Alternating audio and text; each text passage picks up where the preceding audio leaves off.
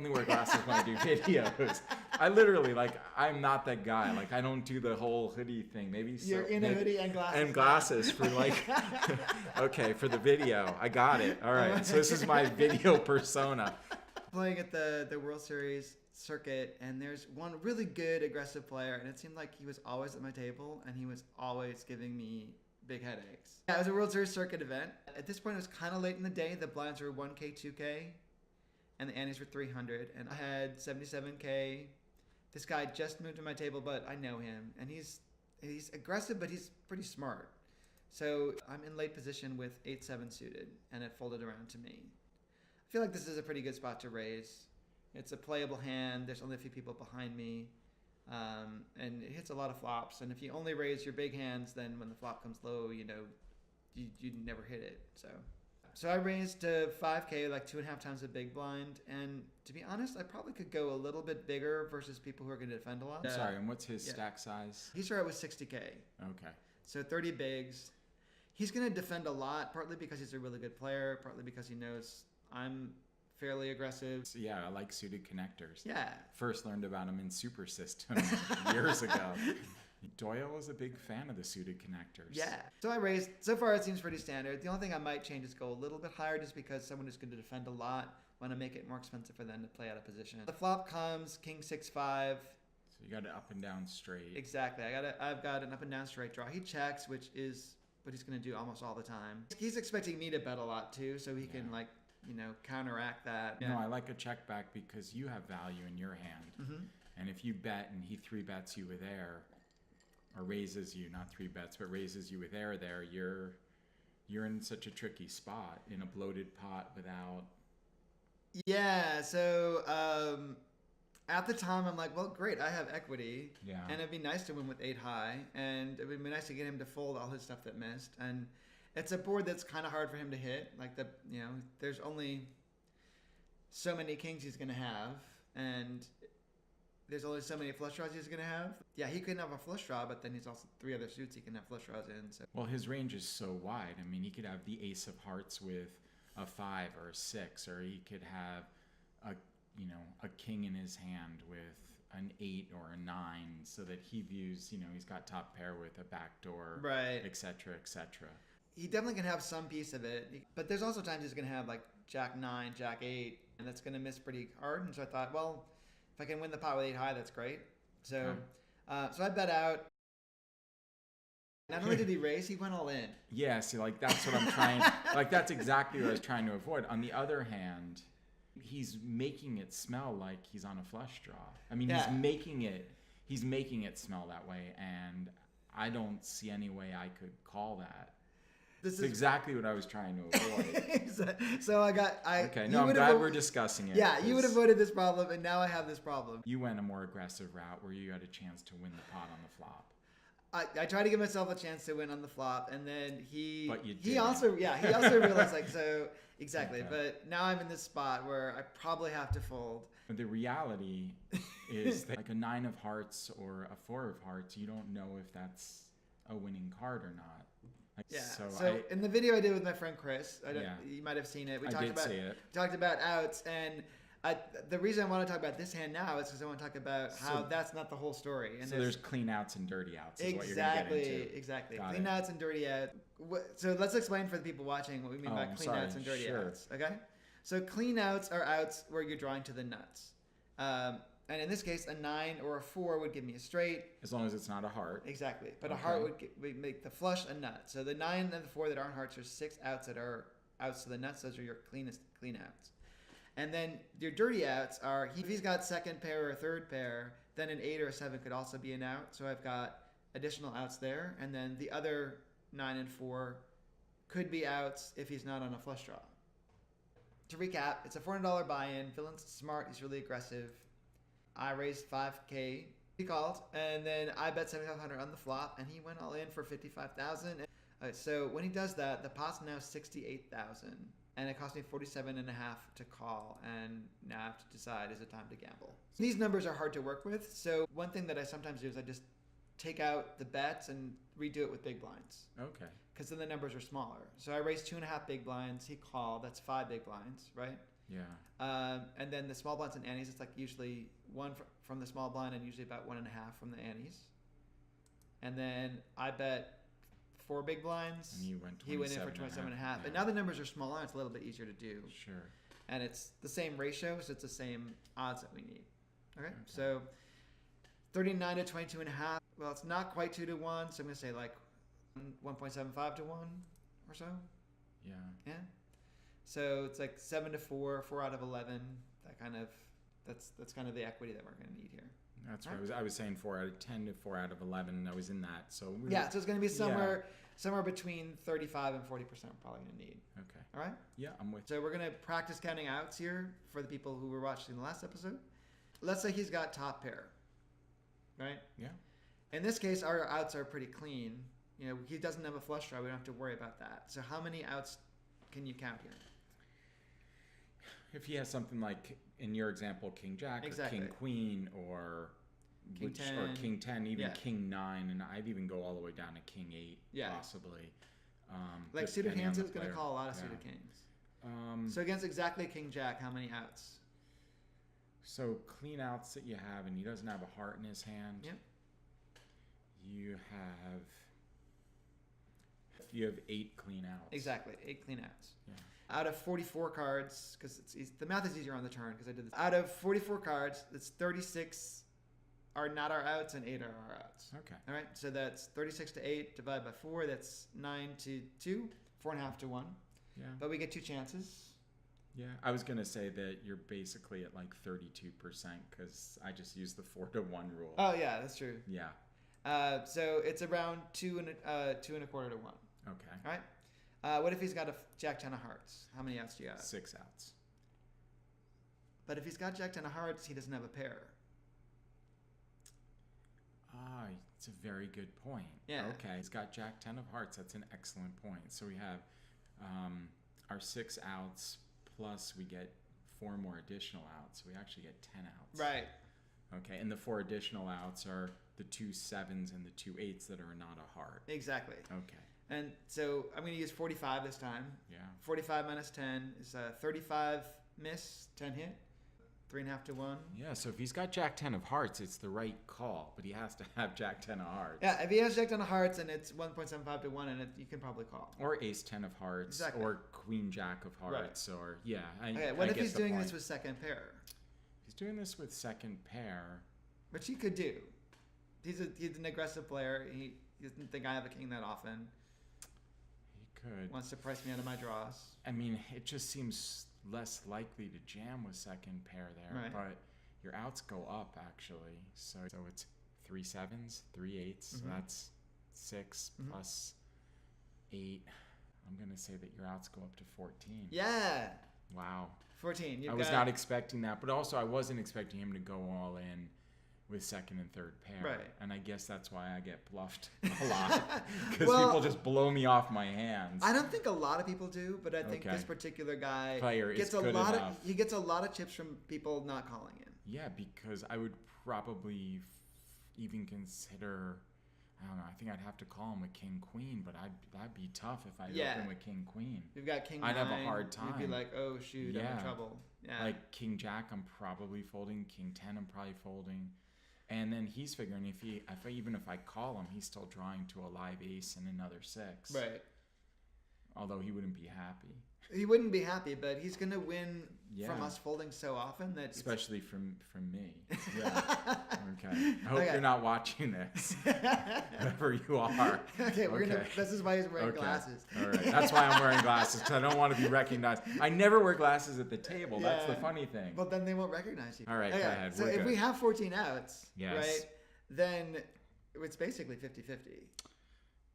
Yeah, again, I use the rule of 4, so okay. like you're over 50% there with 14 outs. I know you're not, but like in my math it's pretty close. Yeah, it's so like, yeah. Holy smokes! All right, but so again, it's rare that there's not a lot of players that are going to do that. But I'm with you. Yeah, aggressive players sometimes like to use gut shots as bluff hands. Now, when we've got King Jack, that's awesome because he's only got his gut shutouts. But when we also have a straight draw, then it's actually one of the worst hands for us to be against. Because right now, we're hoping to hit a 9, and he has a 9. So that we only have 3 9s we can hit. If we pair our 8, he's got a better kicker. That doesn't help us. And so we've only got 3 9s and 4 4s. We got 7 outs. Think about that. The gut shot sucks. Yeah, well, when we have a straight draw, the gut shot sucks. That's like, they should call the gut shot puke on your shoes. Because it's like if you get punched in the gut and you get shot, like the gut shot, you're going to puke on your shoes. Well, maybe. Okay, it's so just, if puke on your shoes gets trending, we know it started here. Yes. Okay, we're moving so forward. You want to use the rule of 4. It's about 28%. Okay. When I did it ahead of time, it's about 2.5 to 1. So you can see like it's a little bit less than the 8 outs that we had before. Okay. Set is just no bueno. Yeah, no bueno. I mean, it's no bueno. You still have your 8 clean outs, though. We still have 8 outs. Yeah, but it's gross because yes. you could hit your straight and they can still load up. Exactly. The reason I wanted to follow up to the last video is when you hit your hand, it's not necessarily enough to win the hand. You notice here it says that top pair and a set, we have the same number of outs and the same odds to improve. But we don't have the same chance to win against top pair and strat. Right? Because if we make a straight That's against... a really good point. Yeah. You should make a video about this. No, I mean, seriously. Like, because I honestly, when I sat down, if you had asked me, like, top pair versus a set, I'd be like, oh, set, you're like, screwed. But top pair, yeah, you still got 8 outs. But I guess you still got 8 outs. Right. Counting outs overestimates your chance at winning hand by the river. And that's because your opponent also has outs. So in the case of a set, he has outs to make a full house. Got it. Right? So I'm going to call those redraw outs that improve your opponent's hand. So even though we saw that versus top pair and versus a set, we have 8 outs both times, we don't have the same chance at winning both times. Yeah. Because we have to hit our out and they need to miss their outs. It's even of greater importance in Omaha. Right. Or Big O or any other game where you've got so many redraws. Exactly. So as we were saying earlier, all outs are not equal. You've got nut outs or clean outs. They make you the best possible hand. In this case, we have 6 nut outs. And then we have dirty outs that improve our hand but don't necessarily put us ahead or don't necessarily win. Okay. And that's if we make a pair but he can make a higher pair, or he already has a higher pair, or we make a straight but it gives him a flush. Those are the ones. You literally call them dirty outs. Yeah, okay. I did here. Yeah. I don't know if everyone does. Some people call them doubts. Outs and doubts. I like dirty outs. As you brought up earlier, we also have backdoor outs, and so this is one place where we can actually get a little bit better chance of winning than just by counting our outs to hit the exact hand. And backdoors are just basically you hit 2 cards on the turn and the running river. cards. Yeah, running cards. Let's say he had King Jack there. We could hit 9 and an 8 or 9-9 and improve to beat top pair. You mean 8-8? Oh yeah, good point. We didn't have any. No, it's okay because you had 7-8. It was 5-6. Exactly. It's 7-8. It's okay. So I knew what you meant. Yeah, we can. Well, it's good that you pointed it out for them because they would put it in the comments and tell me. So, so now we don't. Don't be haters. We're just trying here. Like, why We're would giving you do that? Free advice. Yeah, so. It's free, so take it for what it's worth. It's true, but I can show them my rings. I did actually win. 2 rings. But instead of talking about outs, I want to talk about equity, and that's the probability you're going to win a hand. So if you watch like on the TV and they've got a percentage over people's hands, that's showing their equity. Got it. Yeah. Yeah. What we're talking about today is not. It's like there's usually more than one person in a hand. So you have to figure out they also have equity, and like that's the problem. Yeah. When you have an equity advantage, you want to put chips in the pot. Basically, if you've got more than 50% equity, then you're getting more than 50% of every chip that goes in. So even if you have like 57%, but you feel that you have an 80% advantage over the entire table, you're willing to... In other words, if you think your skill level is so much better and you can get chips at a later point easier. I think I'm good, but I don't think I'm amazingly good. Got it. Okay. So I don't think you should pass up too many edges. I feel that way in my game. I just wasn't sure, because I've heard people... say, even though I might be ahead, I don't think I'm going to take this chance here. Yeah, I think that when you're ahead, you should play like you're ahead. Always. In general, when I have an edge, I want to take the edge, especially when I'm playing a tough player. And in this case, I'm playing a really tough player. Got it. So I put these hands in an equity calculator and just to show how the outs and the equities don't always line up. So you can see that we had 8 outs against top pair and 34% equity, but 8 outs against sets and only 25.6% equity. So it's a huge equity gap there. And the gut shot versus the flush draw, we've got 7 outs versus 10 outs, but our equity is almost exactly the same. Yeah. The reason for that is at least Jack 10 of hearts, he has a bunch of redraw outs. We have to hit ours and he has to miss his. Like you both have a series of outs. He has outs that will improve his hand even further because unless he specifically, which you didn't put in there, unless he specifically had 3-4. Yeah. He's pretty much ahead of you. Yeah, 100% of the time on the flop. The problem with this flop is that even his bluffs are beating me. Yeah, because if he's bluffing me with the flush draw, he's still beating you. It's not a great situation for me. I was thinking there's really only one hand there, and that would have been specifically the lower draw. Like 3-4. Maybe there's some flush draws that are lower than 8-7. But most of those flush draws are going to have a pair because there's a 6 and a 5 on the board. It's hard to find. 7-4. Yeah, I mean. Yeah, it's hard to find a hand that I'm actually ahead of right now. Block the 7. Yeah, okay. All right. So what we're going to do instead is we're going to calculate our odds, and then we're going to make some estimates about his range and see what our equity is against his range. Okay. Right. And you're doing all this in like seconds at the table. No, I'm not. You're not. Okay. No. Instead, I am doing this at home a bunch. If he is doing this with a lower pair, like ace-6, we're 50%. So we have to figure out, well, how much of his range is going to be hands where we have at least 50% or 40%. If he's doing with king-jack, I am so guessing he has ace-6 here. Well, you'll find out. Yeah, but like I am so guessing. There's no other reason that we'd be doing this. The bad news is that against sets, we have really low equity, but it's really hard to get a set. If you think about it, he's probably going to 3-bet me with kings. So it's probably only 6s or 5s. And so there's really only 6 combinations of sets that he can have. When he's calling me really wide before the flop. He could have 5s or 6s for sure. Yeah, but that's only a very small percent of his range. Right. He could also have 5-6 here, which we didn't talk about. Oh, that's right. He can have 2 pair. Yeah, absolutely. He can have king 5 suited and king 6 suited.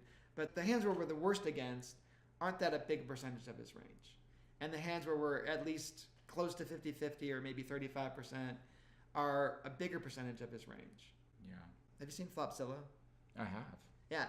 So I'm going to show the people at home Flopzilla. It's pretty cool. So Flopzilla is this tool where you can put in a range and you can put in the flop. I've got the flop here. So he's calling us really wide before the flop because he likes to defend.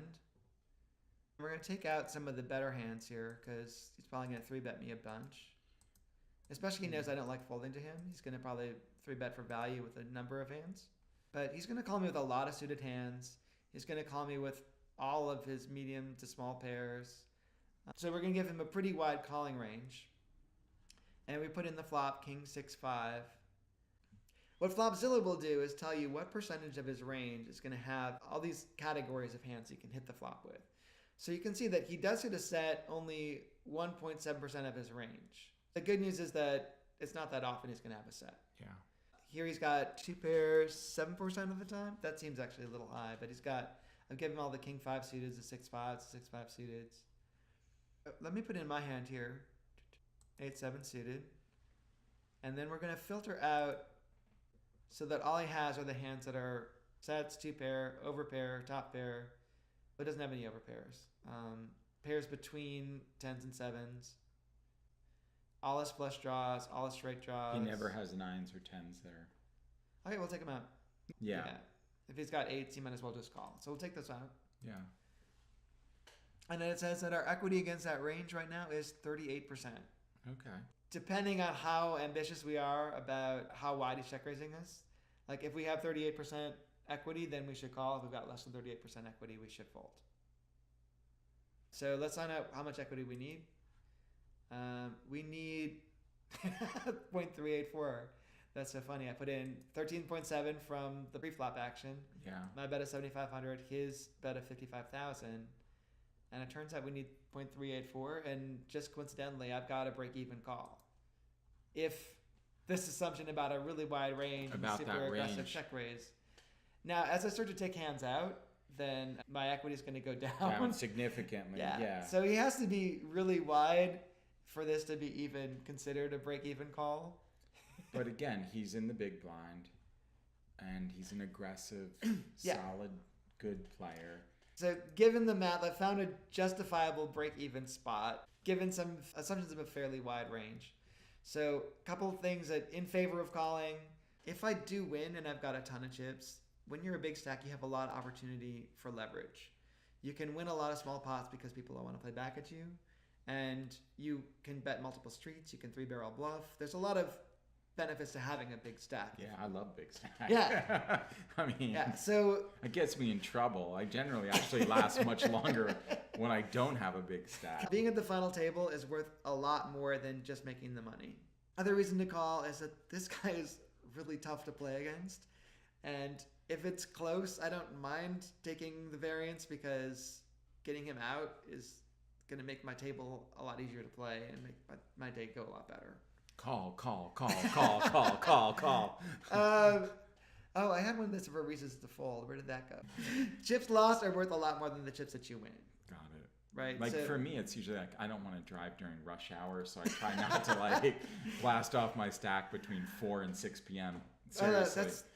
And in live tournaments versus online tournaments, there's a lot more of those. Like, it took me so long to get here. I don't want to. I can't rebuy right now. Exactly. My wife will want me to go shopping with her if I don't. Well, and also like if I can bet on a sporting event, then I would consider like if I bust out, I can bet on hockey, basketball, Norwegian soccer, whatever. So, yeah. Okay. But in general, in tournaments, because you can't rebuy, you need to be more conservative than when you're calling. But if I lose now, my stack is pretty small. You're like 10 big blinds, if I remember. Yeah, and then I won't be able to do much other than shove. I won't be able to make multiple street bets. You can make another vlog, though, about shoving. Well, that's opportunities. Opportunity lost there. So because he's a dangerous player, now I'm doubling him up, and he's got even more. That's tips. The worst. Yeah, that's the worst. Because it's like it's bad enough losing, and now he's gonna use him to beat on you. Like it's like. It's just, Okay. So what do you think? Call or fold? I'm calling. I mean, after this. Before, when I first sat down, you heard me, like, I was never calling. Yeah. Now, you've talked me into it. Oh, okay. Well, I did call. Yeah. I think the thing that put it over the edge, one, I forgot to ask for a count on his chips, and I thought he had fewer chips. So that's another big mistake that I made during this hand. I thought he was closer to, like, 40,000 than 55,000, and when we actually counted it down, I'm like, ooh, maybe this wasn't such a good idea. Okay. So I called mainly because I know he's super aggressive, and I think I'm going to see a 6 or a 5 sometimes. Okay. And I think that I'm going to have, my 8 and 7 as being good outs as well as my straight outs. What I didn't think about is that when he has a flush draw, he's still got me beat a lot, and he can make a better pair than me. With the Jack 10 of heart example, exactly. But there was multiple. He's going to have a lot of ones in that category. Yep. So I think it's a close decision. I'm not upset with my call. A6. What does he have?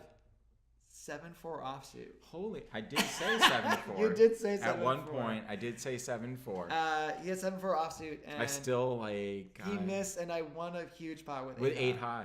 Yeah. I love it. Holy shit. So it's like one of the very few hands where I was actually ahead and didn't need to improve. Yeah, 7-4 and 4-3. Yeah. Wow. So from his point of view, I can see why he did it, because I was hoping to win a pot with 8 high when I had some equity, and he was hoping to win a pot with 7 high when he still had some backup equity. And so a lot of times I'm betting this with the plan unfolding to any check raise. It's not bad for him to play back at me when I can have a lot of air in my range. Got it. Yeah. So I'm calling this River University, and I'm going to give everybody homework. Okay. Fair enough. I want to talk about similar kind of hands here. So I thought he had fewer chips. If he had 35,000 chips instead of 55,000 chips. So if he's got 35,000 chips, how much equity do I need to call? When do I need only 25% equity to make it a profitable call? So I'm just trying to do the math in my head now. Yeah, you probably can't do it all in your head. You're probably going to need to get out a calculator or a spreadsheet or something like that. If you've got 33% equity, what stack size is his calling? Is it break even? Okay. All right. Question 2. Instead of having 8-7, change the hand to Queen 9 of hearts. So now I have the flush draw and possibly a queen or a 9. Go back to those sample hands that I had and figure out how much equity does queen nine of hearts have against each one of those hands. Okay. So top pair, second pair, other flush draws. Now this one's interesting because now sometimes I'm ahead of his flush draws and sometimes I'm behind his flush draws. You mean if you had queen nine of hearts and he had jack 10 of hearts? Right. Yeah. So if he's got, in that case, it's great. If he's got ace 4 of hearts, then it's not so great. Yeah. Yeah. Based on that, what do you think? Should you call or should you fold? Try these at home. If you want to see my answers, subscribe to the channel. Okay. If you've got other kinds of questions you want to see in a future video, you can follow me at River University. You can put them in the comments.